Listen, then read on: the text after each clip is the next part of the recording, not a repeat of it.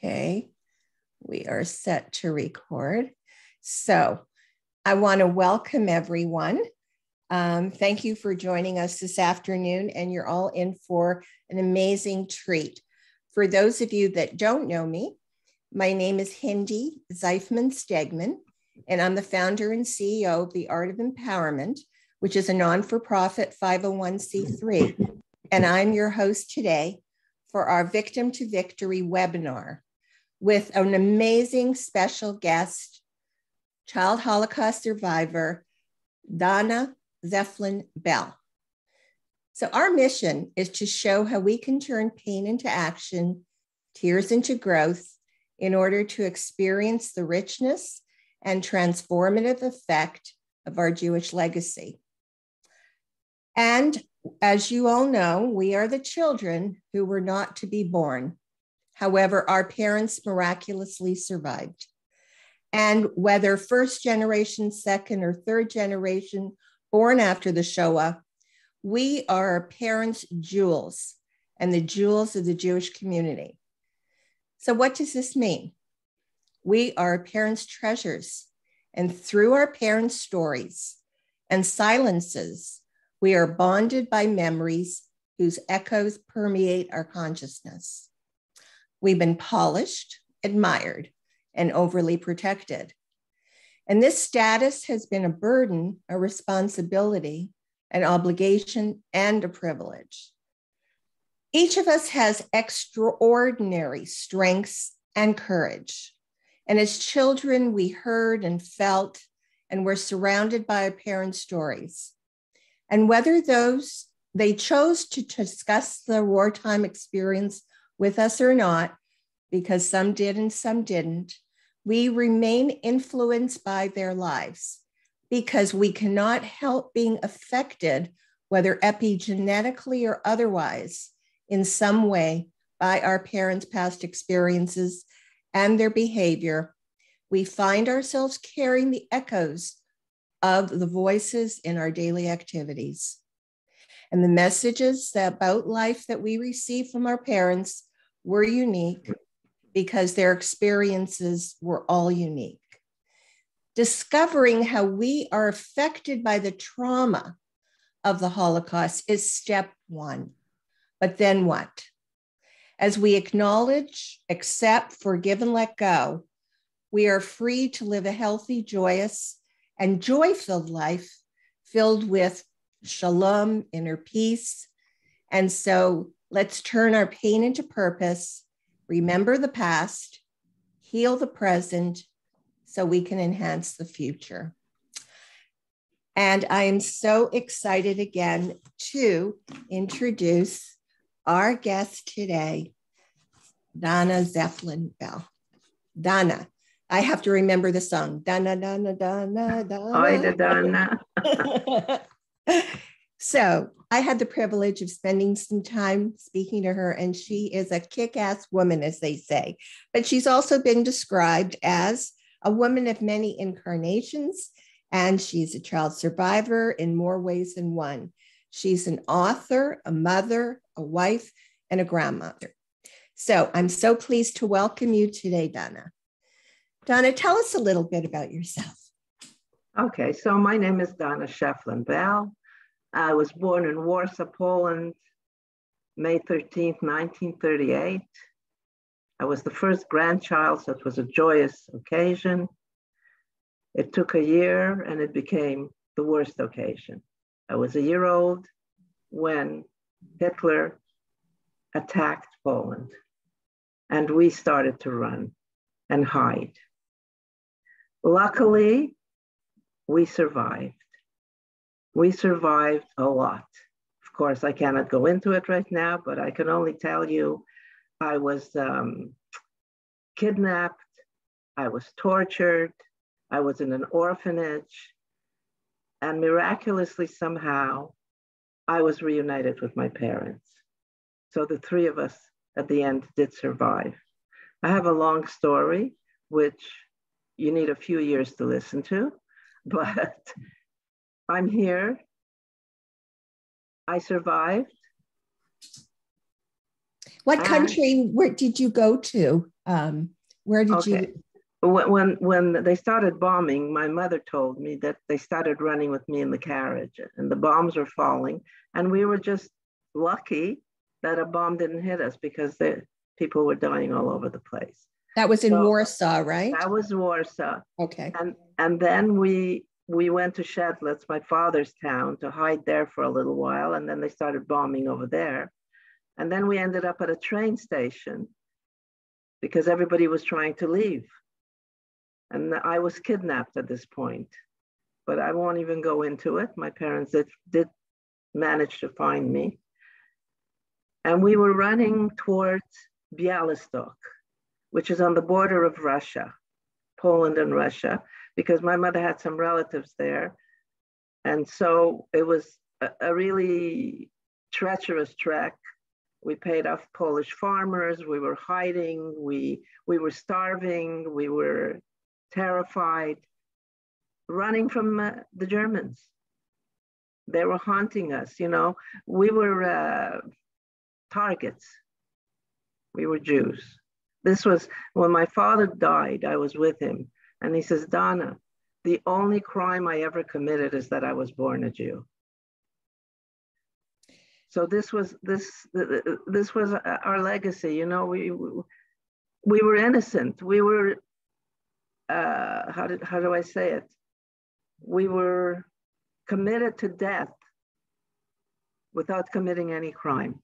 And interesting, I was once at an event with Elie Wiesel, and he said, "You, the children, were Hitler's target. You, the children, were never supposed to have been born. It was you, the children." Oh my God, I never thought of it that way. From that moment on, I said, you know what? Yeah, we were never supposed to be born. Yes, you were never supposed to have survived, and we were never supposed to have been born. They especially targeted the children.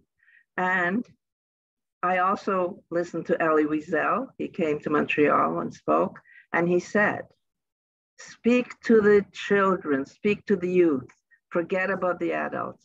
The youth is our future. So that's what I do. I speak to students. And look, I do my best, and it's very important to me that the Holocaust should be remembered after I'm not here. So tell me, with all the things that happened in your life, you know, being kidnapped, being arrested, being in Siberia, et cetera, what were some of the coping mechanisms you used through your life to turn, I called it, lemons into lemonade? Right. So first of all, I had wonderful parents. I was a lucky child because I was with my parents. So many children weren't. So I wasn't with them all the time, but when I was with them, my father used to tell me fairy tales. He tried to distract me from what was going on. I once asked my father, why is there a war? And he tried to explain to a 4-year-old what war is. And he said to me, there are 2 kings and they each want this particular land. So they send out their armies and the armies fight, and whichever army wins gets the land. To where I, as a child, asked, why don't just the 2 kings go out and fight? And then they would just lose one person instead of losing so many people. It was childish, but I still think that way. Why the heck don't the 2 people go out and fight and just get it over with? Instead of losing innocent lives. People are killing each other, people they don't even know each other. People that might be friends otherwise are murdering each other. You know, that takes us into what's going on today in the Ukraine. And for so many of us, when that bombing first started, and as you described, you know, the train station and going with your parents in the train station, and we see these visions of mothers and children in train stations. I know for me, it evoked a lot of all kinds of crazy energy, fear, sadness, anger, all kinds of things. Tell me, for you as a survivor, what? Well, the first thing I saw was a mother running with a child. So of course, it was me. It was my mother running with me. I didn't sleep a whole night. I was up the whole night with all these memories like a film going through my head, feeling what I felt as a child. I almost became a little girl again. And it was all in me, and it was coming out of me. And why is there a war at this point? Why are children, especially children, still being murdered? But at the same time, when Zelensky compared the Ukraine war to the Holocaust, that bothered me, because there is no comparison to the Holocaust. There's nothing to compare to the Holocaust. The Holocaust was a genocide. It targeted mostly our people, the Jews. Ukraine, yes, it's a tragedy. War is always a tragedy, but their doors are open to them. Everybody's accepting them, come in, helping them, where the Jews couldn't go anywhere. Doors were closed. The wonderful US of A and Canada didn't allow us in. I have to say the only country that let us in was Russia. If not for Russia, I wouldn't be here now. And to compare this to the Holocaust is demeaning the Holocaust, because the Holocaust was a much, much, much, much bigger tragedy. Not that this isn't. I'm not putting this down. And I feel for the people and the children, the innocent people that are running and losing their homes, losing everything. But there's no comparison as far as I'm concerned. So when you feel these feelings that are coming up in you, which are coming up in many, many of us, we have a choice. We can stay a victim to what we're feeling, or we can do something to shift out of it. What are some of the things that you do when you're feeling this angst, this anger, the sadness, the memories? What do you do? What are some of your coping skills? Well, I get out of it. How? I suffer for that night or that hour or that day. I suffer. And then I talk to myself. And then I say, look at me. I survived the worst. And I'm here. And I have a wonderful life. I have beautiful children. I have grandchildren. What could be better? I have to concentrate on the good things in my life, not on what was. Of course, I can never forget of what was, and nor do I want to forget. But I also want to live my life to the fullest. I was once interviewed by a young woman on the radio, and she said to me after she interviewed me, "How could you be so optimistic after what you've lived through?" I said, look, if I wouldn't be optimistic after what I lived through, then saving my life would be a waste. Life is beautiful. Nature is beautiful. Everything, you just have to, sort of, when you're feeling down, wake up, wake up. Look at the world, look at the beauty, look at nature. You're here. You have, my father always said, if you have choices, you have no problems. Right. So we have a choice. We could be, angry, upset, or we could live a beautiful life. It's our choice. And I choose to live my life beautifully as much as I can. Of course, right. I have my problems. We're human. We're human. We're not robots. Exactly. But I thank God that my life was saved, because I find my life is just wonderful. And I wish this for everybody. And I understand the survivors. Look, I'm a child survivor, but I'm also a second generation because of my parents. Right. So I didn't just have my feelings. I also had to always worry about my parents and what they went through. And so I always had to be sort of not talk too much about my own pain because I knew what they had gone through. So I understand the second generation because really, in one way, I am second generation too. Yes, so many of us did not allow ourselves to show our parents or burden them anymore. I remember my mother said she didn't say it, but whether I heard it subliminally or not, it was like, "Oi, Hindy, after all I suffered, I can't handle anymore." Now, maybe she never said it. Maybe it was only in my head, but I got the message loud and clear. It doesn't matter. It's what you got from it. That's right. It's like, I was sitting and eating after the war when we were in Canada, just at the beginning when we came to Montreal. And I don't know, we were having dinner and I said, "I don't like this." And my mother said in Yiddish, "Was schon vergessen?" Right. You forgot already? So we were never allowed to forget. Whether the parents said it or they didn't say it, we felt it. We knew what went on. So we were always aware not to hurt our parents more than they already were hurt. It was our, we had to do this. It was in our genes or whatever. So when we were talking, you said to me that you write when you have feelings, you write. Yes. Do breathing exercises, you do yoga. Yes. You probably have a whole list of to-dos depending on, but I believe it's so important for everybody to have their go-to list, right? Of course. For me, and I think everybody should write down their stories. I don't care if you think your story is not important. It's important. And it's a catalyst.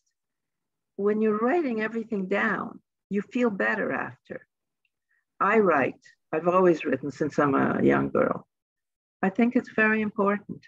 So I advise people to write down your story because when you're not here anymore, look, my parents died and I hardly knew anything about their life because we were in the war. Who talked about, and I didn't know much about my mother. And this is what made me start to write. I said, I want my children, my grandchildren to know who I am and what happened to me.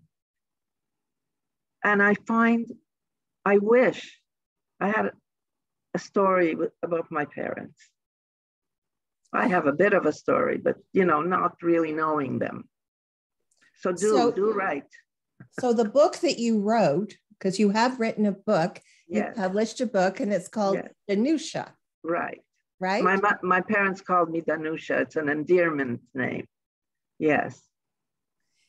And so the book, when I was Googling, because it's not available anybody on Amazon, don't make yourself crazy, because I went on Amazon to try to get the book and it's self-published. And if anybody's interested, in the chat, I have put Donna's email because you can get the book directly from her. And I'll let you explain to people why you did it that way.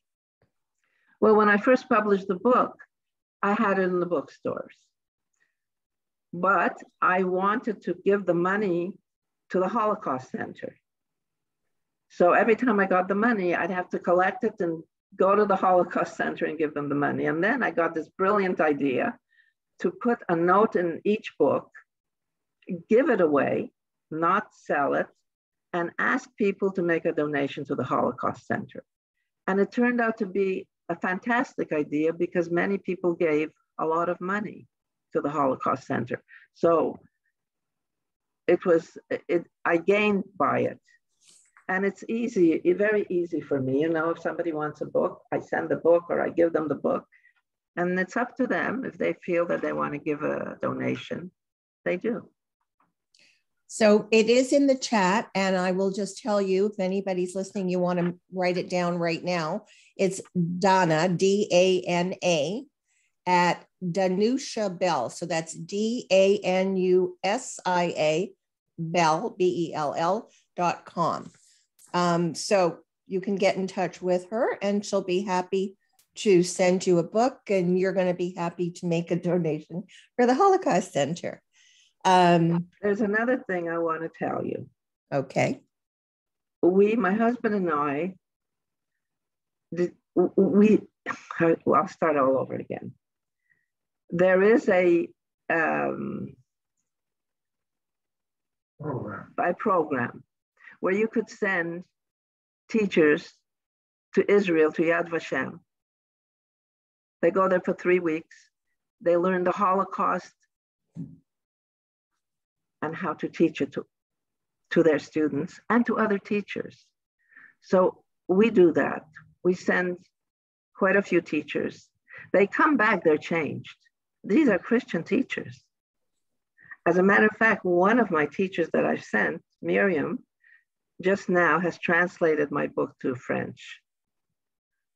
So it's a wonderful thing to do. You know, you could do it through the Holocaust Center. It's a very good program. Beautiful, beautiful.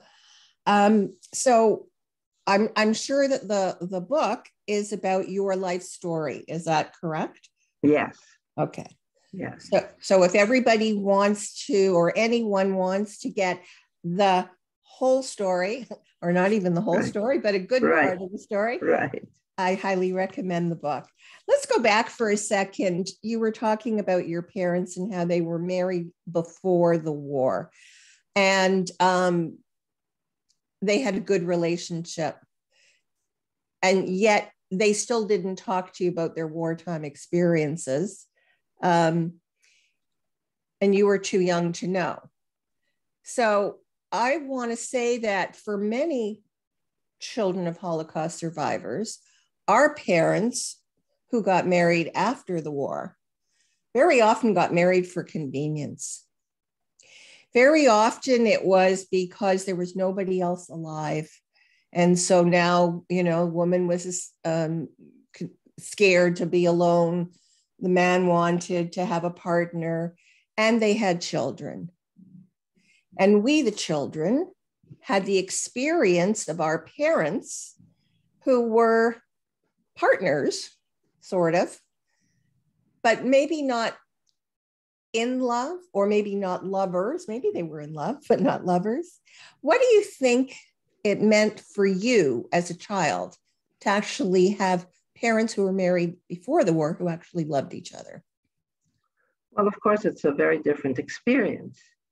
But I think the parents that you described that lost their first families, most of them lost their first families, and they got together after the war, there was this fantastic need to recreate that family, to feel normal, you know, to feel a sense of being normal. So they married.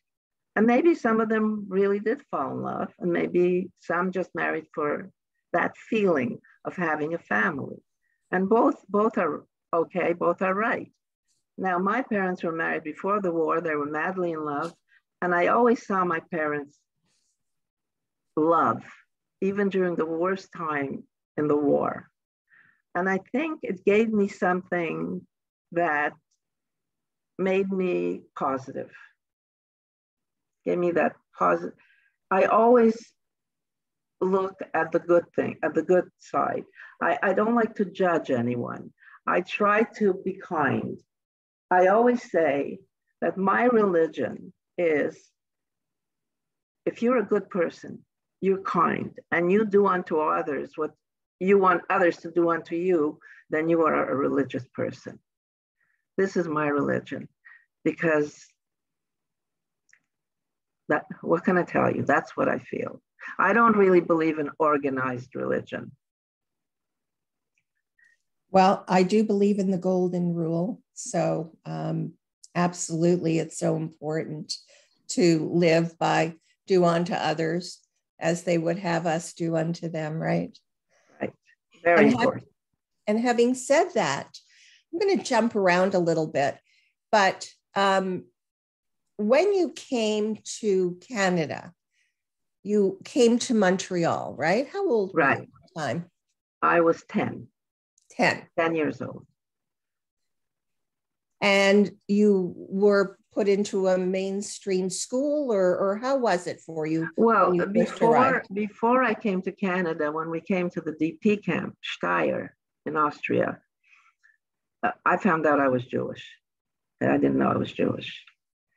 There was no regular school. There was only the Bes Yankov, which is a cheder for girls, ultra religious.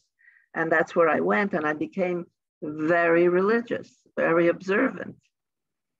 So now we come to Canada, and my parents put me into a Jewish school. The first school was the Jewish Volksschule, and the children were not nice to me. I had a white bow on my head, and I was a refugee. And they laughed at me and they made fun. I used to come home and cry. And my mother said, "You suffered enough. You don't need to come here for Jewish children to make you cry." So she put me into the Jewish Parrot School. Now, in the Jewish Parrot School, the staff, were survivors. Maybe they weren't survivors, all of them, but they were European. And it was a whole other feeling. Larry Zipper, the principal, took me by my hand from class to class and said, "If I hear anything that you upset this child, you will have to deal with me." So it was they even let me bring my sister, who was 2 years old, to class because I couldn't go to school. My parents worked. They used to put her at a bench in the back, gave her crayons, milk, so that I could go to school. So I respect the Yiddish Parrot Schule. They were wonderful. But your life in Montreal is, as you came, you were survivors. You were a child. You had an accent. You had a bow in your hair, or dressed a little different. Maybe even your lunch that your mother packed was not peanut butter and jelly yet. And were you made to feel, because I know I was chairperson for Children of Holocaust Survivors in Toronto for many years. And one of the programs that we did was called Gala Greena. Right. Gala Greena. Why did we do that program? Because so many of us children were raised by our parents who were considered Greena, and by family members or others in the Jewish society that I felt, and many of us felt, kind of looked down on our family. Definitely. Did you experience that? 100%. When we first came to Montreal, my mother looked around, came from Warsaw. Warsaw was like the Paris of Eastern Europe. But what did these people know? We came, we looked like beggars. When she looked around, she said, "You poor child, you have to be brought up in this village." But the Canadians looked at us like we were below them. I don't know for what reason, but I found that the Jewish Canadians, most of them, didn't treat us nicely. They called us mockies, made fun. It was just recently that we had a meeting at the Holocaust Center, 3 years ago, where Rabbi Pupko stood up and he said, "Our Canadian Jews have to do a big apology to the survivors for the way they treated them." And it's true, because we were different. We were poor. We were not dressed right. We didn't speak the language. We looked different. But you never let other people's view of you, right? Never. This label Never. you. Never, because I would come home and my mother would say to me, "You are better than them. You speak more languages. You will see in a year or so, you will show them who you really are." I never felt inferior, even though I was treated inferior. I really never felt inferior. And it's just too bad that we were treated the way we were treated. They didn't understand us. They didn't understand us. You know, I went for lunch to a friend and her mother said, "Oh, I know what it is, war. We had a shortage in jam." I came home and I said to my mother, "How stupid are these people? You know, don't they know anything? Don't they know what went on?" Yes, some did, but really most didn't really know what we lived through, what horrors, we lived through.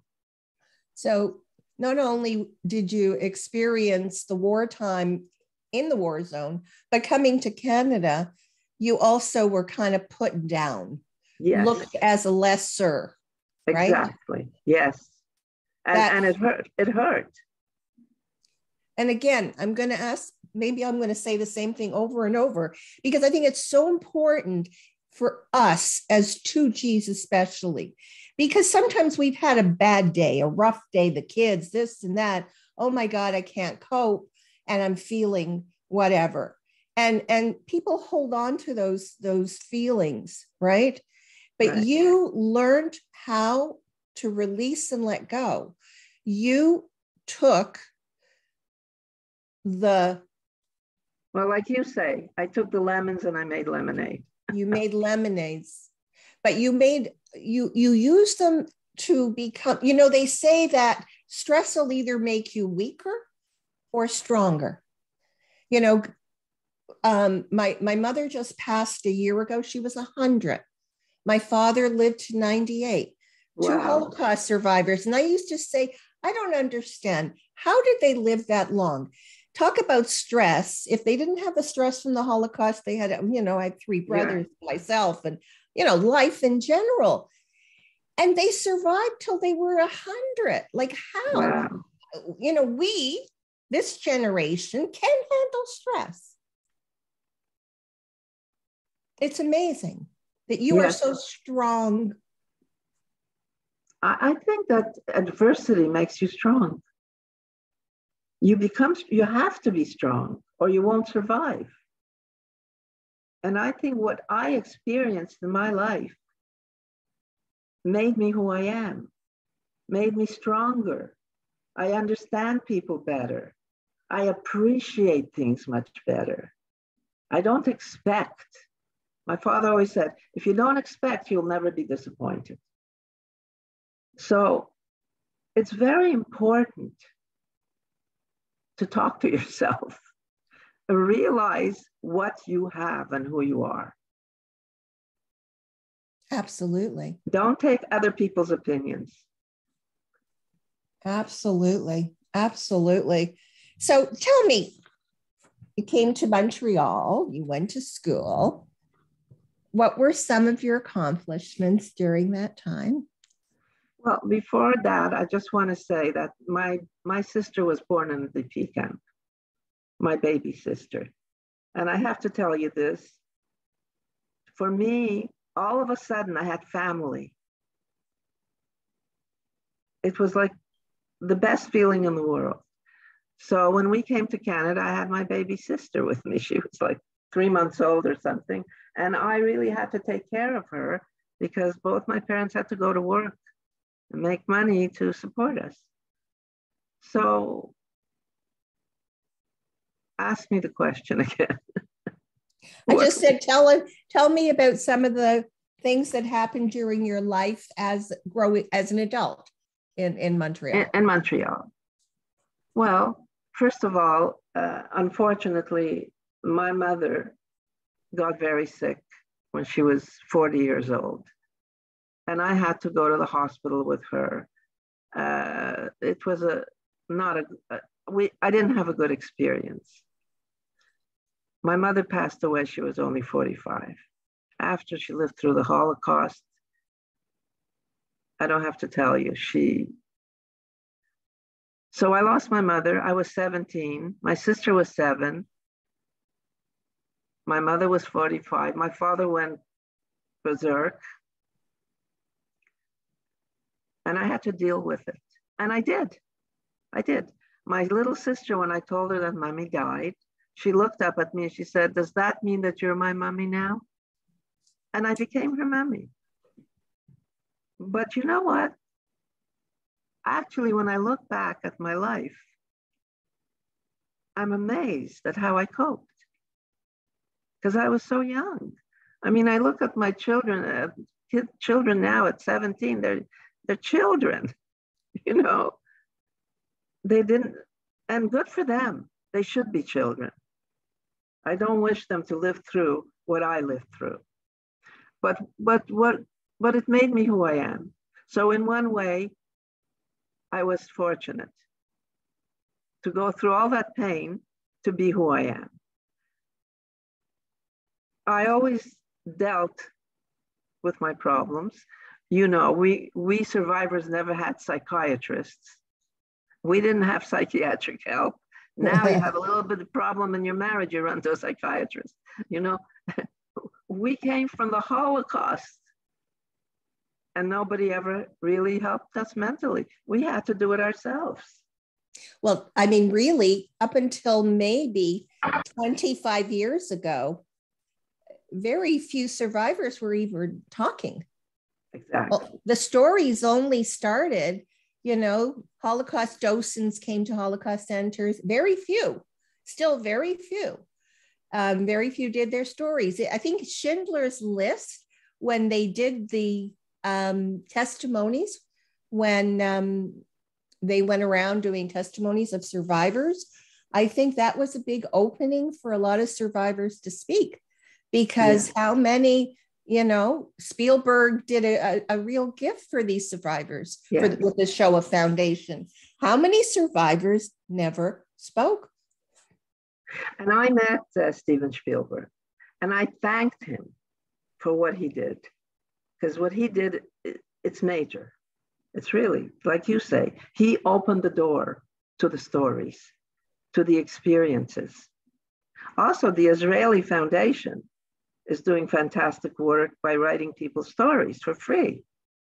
It's so important.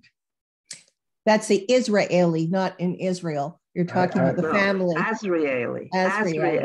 Yes. I happen to know them personally. And David Azrieli was a very special man. And he has a beautiful family who are continuing his legacy. You know, it's interesting because one of my grandkids recently said they went on, I don't know, they had to do something for homework for school or something. And when they went on, they got so excited. They said, "Oh my God, Booby, we found Safta's testimony, her story." And we were able to, because she did it for Spielberg, right? And we were able to share it with our friends. Oh my God.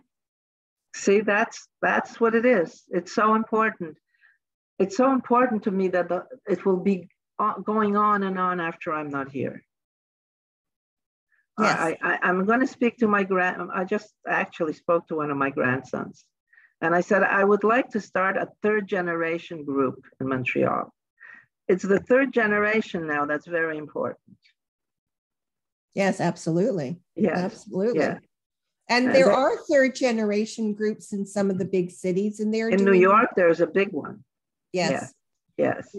They're doing marvelous. They're really doing marvelous work. And really, it's up to them. You know, they say Lador, Midor, Lador. Right. So they're the ones to carry the torch next. Exactly.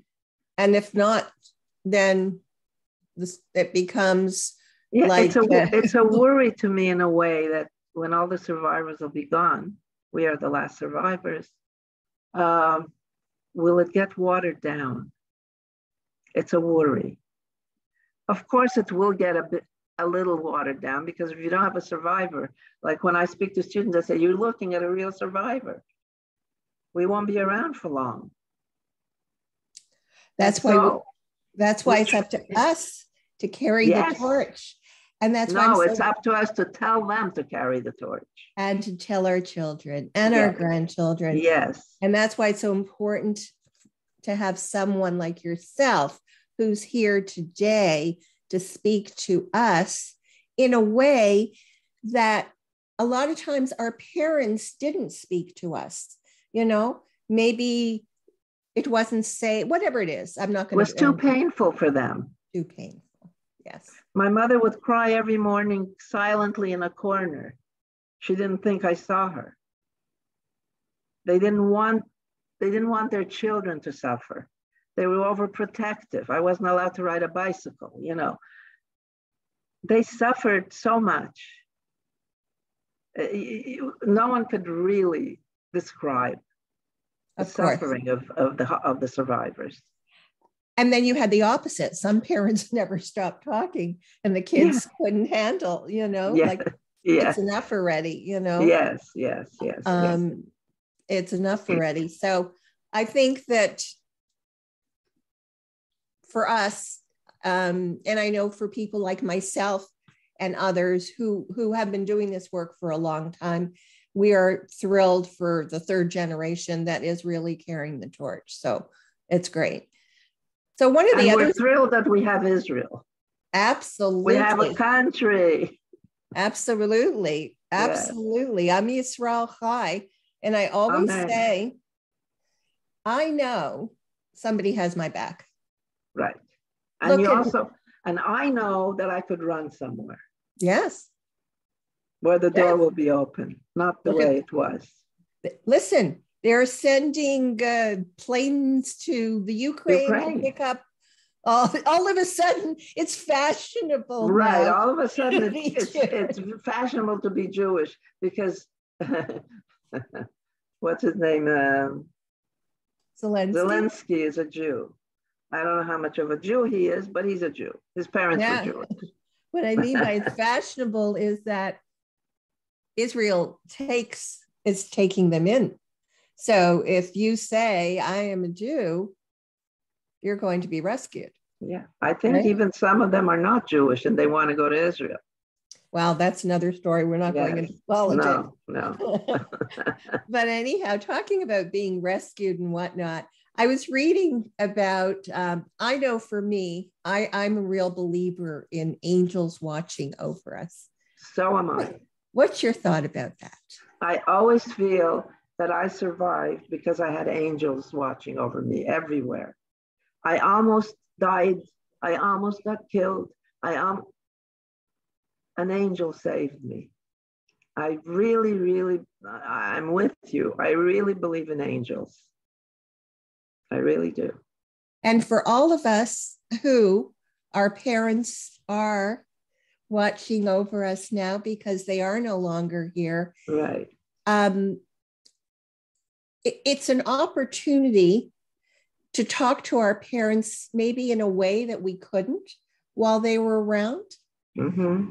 And to say things that we didn't and know that they are here to support us, even if they didn't.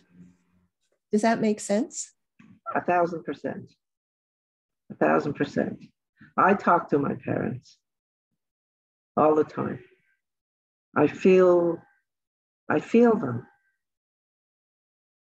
So yes, we are the children of Holocaust survivors. No one has that privilege except us. That's how I look at it. Yes, we pay a price for it, but look what we gain. We gain something like a neshama that nobody else can have. Absolutely. I think that when I say we have hidden strengths, underlying, we hear what people say, what people don't say. We can feel underneath the words. Why are we so sensitive? Why are so many of us in the helping profession? Right? Exactly. We really are here to make a difference. Yes. I remember I was very young, maybe 13 years old, and my parents had friends visiting them from California, I think, survivors. And the wife was not a survivor. And she was talking to me, and I was 13 years old, and she said to me, how did you become so smart at your age? I became smart because I had to become smart. I had to fight to live. I had to fight to save myself. Right. Absolutely. And so we become what we have to deal with. So I just want to take this opportunity. If anybody has any specific questions for Donna, put it in the chat and I can read it to her and she can answer for us. I know we've gone around and around and about and sideways and up and down. And there's so many things we could be talking about. But really what this is all about is the gifts, the strengths that we have, what we can do when we're feeling down and out. Acknowledge the energy that a lot of us are feeling with the war that's going on. It's human. You're going to bring up stuff from your family, from your ancestors, Bubby, mom, dad, whatever, and it's okay. But don't live as a victim. And Donna has given us amazing tools today, amazing tools that she has used through all her life to give her the strength to be the amazing woman she is. And she continues to share that with all of us. So if anybody has any specific questions, we're happy to answer. And let me see if I can read anything. So somebody wants your email again. It is in the chat, but let me give it to you. It's DANA@DANUSIABELL.com, DanushaBell.com. Okay. So tell me, you believe that you're about life lessons, right? Or using the word Tikkun Olam. Definitely Tikkun Olam. To heal the world. Heal the world. We Jews are always healing the world. And what is your message about Tikkun Olam and healing the world? My message. To parents, to teachers, yes, to me, I always say this at the end of my talks. I feel if parents and teachers start to teach their children to love instead of hate, we would have a wonderful world. I think that's the most important thing. Tolerance is a word that is very important. We have to have tolerance. We shouldn't judge so quickly, but just teach them to love. Absolutely. This is what I mean by Tikkun Olam. Absolutely. Absolutely. Love heals everything. Love makes the world go round, right? Exactly. Okay, so let me read here and see if there's anything in particular. Of course, Esther says, don't you just love her? I love Esther. To choose life to the fullest, as we should, because we are lucky to be here. That is so true. That is so true. And really and truly, the message, I believe, and we can say it, and we can never say it too many times, is really to live life to the fullest, to live life joyfully. We were so lucky to be saved. Yes. So many beautiful children. I mean, they say that 6 million Jews were murdered. No, 38 million Jews were murdered. Their children, their grandchildren, that will never be. So by saying 6 million, it's not enough. All these generations that will never be. Well, we are here. We are here and we should rejoice. Absolutely. Yeah. If I had a glass of wine instead of my herbal, I have a glass of water. I have herbal tea. You know what? Water is more important than wine. L'chaim to us all. L'chaim. To life, l'chaim. To life, l'chaim. That's how I always like to end. And so again, going back to the message, I believe that we want to turn our pain into purpose by remembering the past. It is so important for us to remember, healing the present so that we can enhance our future. And Donna. Right. I caught myself. No, I know, because the way it's spelled, I understand. I want to thank you so much. It was such a pleasure to have you here today. And I remind you again, I really invite everyone to get in touch, send an email, get the book. As you heard, the money is either donated to Yad Vashem or they sponsor teachers to go to Yad Vashem in Israel and come back and help to educate the children, which is so important. And I do this webinar once a month. At the end of the month, it's the last Sunday of the month. If any people are on here today that didn't register but got the link, I would appreciate for you to, in the chat, I put the Zoom registration. And the only reason I'd like you to register is so I have you in the system. So next month, I can send an email and you get to see who would be the next speaker. And if it's not spammed or given out to anybody. I also invite you to join. I have a Facebook group that I started, and it's called From Victim to Victory. It's a private group for us to share pictures, stories, whatever. And so there's a link in there for that as well. I'm going to check one more time if anybody has any questions, anything. Is there anything, Donna, that you want to end with that you haven't said yet? What can I say?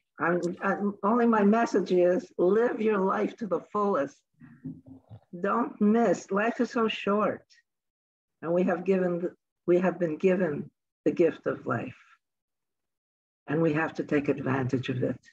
So when you feel down, go out, smell the roses.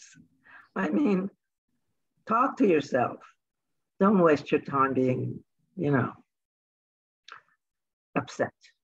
We're all upset. We're not living in La La Land. But in general, I tell you, try to be as positive as possible. Always look that your glass is half full, not half empty. That's, I think, my philosophy. Well, that's a beautiful way to end. I love your philosophy. I support it. I live it. And I invite us all to support and live that life. Anyhow, thank you again. And I invite you all to join me at the end of the last Sunday of the month. And people are saying thank you. We've got a few people in the chat saying thank you. Truly enjoyed you, which I know that everybody here did. Absolutely. So thank you. Thank you, Hindy. It was really a pleasure. My pleasure. Okay. I want to say shalom and lehitraot.